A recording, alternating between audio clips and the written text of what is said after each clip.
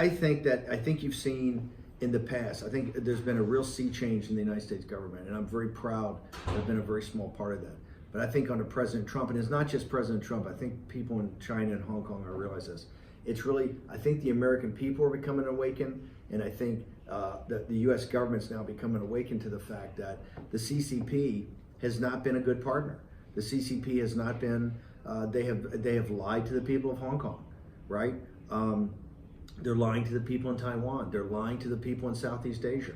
They're lying to the people in Australia, right? Their activities behind the dark of night of what they're doing is not what they purported to be, and not being a good partner. It's not what the Chinese government has been in the past, right?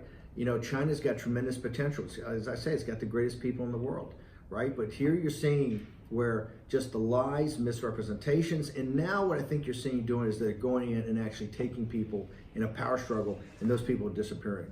I think you're going to see the American people, right? The American people who have always had a deep love for the Chinese people. Remember, we were allies in World War II, right? Yes. And I know so many stories from my father's generation, people I knew of people that went to India and flew over the Himalayas to send relief to China, General Stilwell in the army that fought in Burma to keep the China road open.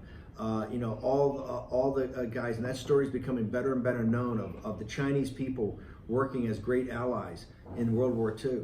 And I think that people know that the Chinese people and the American people have been allies, but what's going on now, completely illegal, is just not acceptable. And I think you're seeing that I think you're going to see the American people stand with the Chinese people, and particularly people in Hong Kong, that I don't think they're going to tolerate this going on. I think the one thing that people have to force, the little guy has to force, is the media companies and the big banks and the corporations who are all trying to play footsie.